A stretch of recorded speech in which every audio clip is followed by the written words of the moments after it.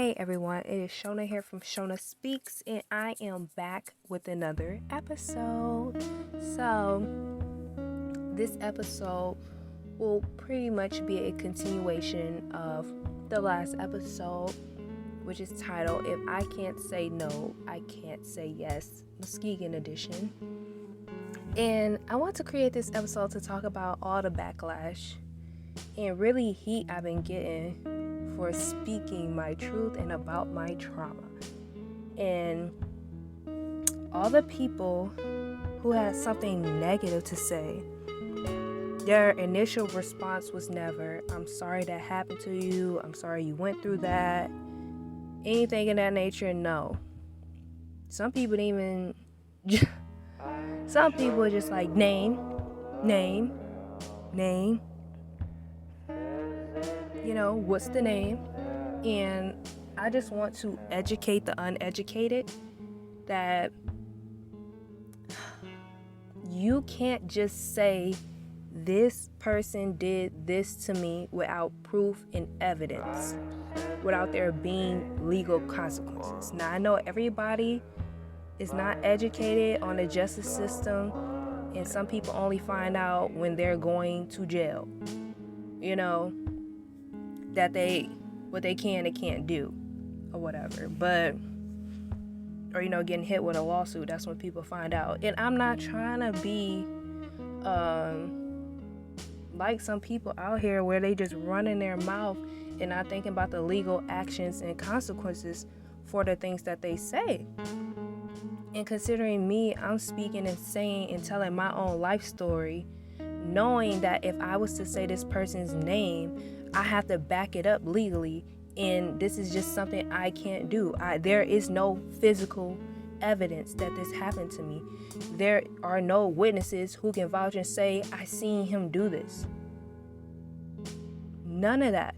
It will 100% be my word against his in the court of law. And considering what the case will be about, it will not go in my favor. Common sense, at least I thought what was common sense, will tell y'all that. And then there's some people like, oh, forget the legal side. Are you dumb? Are you dumb? This is real life. You can't talk about forget the legal side of things and forget a lawsuit and all this other stuff. This is my life, y'all. My real life, not just the internet, my real life. I can't just go out here dropping names, knowing in the courts of law, please, somebody with a criminal justice degree in Muskegon, speak to these ignorant folks. Because, and I'm only talking about the ones who got something negative to say, there has been so much positivity and love, people virtually wrapping their arms around me. And there's a bunch of women who reached out to me, said they had some similar things happen to them at some point or another within their life, or they know somebody who had something similar happen to them, and they're just proud and appreciate me speaking on the matter. So how am I doing something so wrong to the community when so many people I'm doing something right, saying I'm doing something right? Only thing y'all are mad about is that I'm not willing to jeopardize myself legally. All I wanted to do in my intentions from beginning, middle, and end, and moving forward with anything that I do, I just want the best for everybody. I just want everybody to be careful. Look for the warning signs. Look out for the people you truly love and care about. Don't leave your drunk friend alone. Or with somebody. You know what I'm saying? Like, how hard is that to comprehend? Legally, I can't do it. No matter how much you feel emotionally, your emotions don't matter to the real world. What happens in the real world? There's legal matters. There are laws. There are rules. There's order and structure in the criminal justice side of the world that nobody wants to even think about because y'all too ignorant. And I try to explain it my best, like in the most calm, respectful manner, but some of y'all are so disrespectful. It's crazy. And it shows how uneducated you are. Because before even saying anything to me, you should have educated yourself.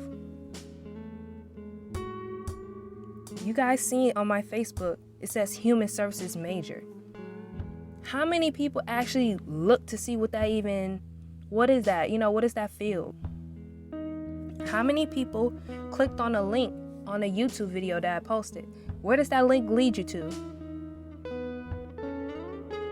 A mental and emotional support group. What am I talking about in a video? Some trauma-based stuff.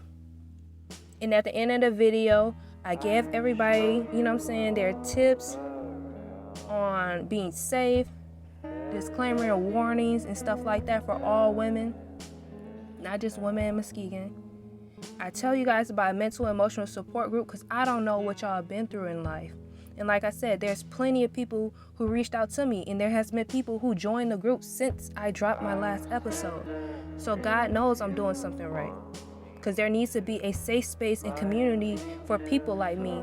And I'm glad God used me as an example. Because he knew I was strong enough to take the hit that was going to come with the blow. You know what I'm saying? That was going to come. He knew I was strong enough to take it. So,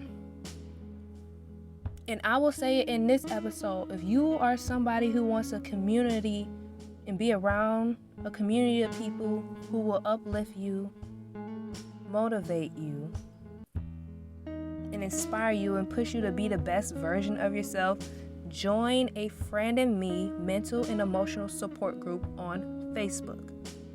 This has nothing to do with popularity and clout. Who just wants to trauma bond forever with people? We want to be the best versions of ourselves. We don't want to have this circle of like what it's like going to a doctor. They're treating the symptoms, but they're not treating the actual problem. You don't want to keep being stuck in one area and feel like, okay, well, this is what I gotta do to maintain. We want to get to a point where we're thriving within ourselves every day without leaning on any vices or, too much of the wrong people in the wrong environment and crowd, things in that nature, doing the wrong activities just to cope. That's not the goal with a Friend of Me mental and emotional support group. That's not the direction we're trying to take things.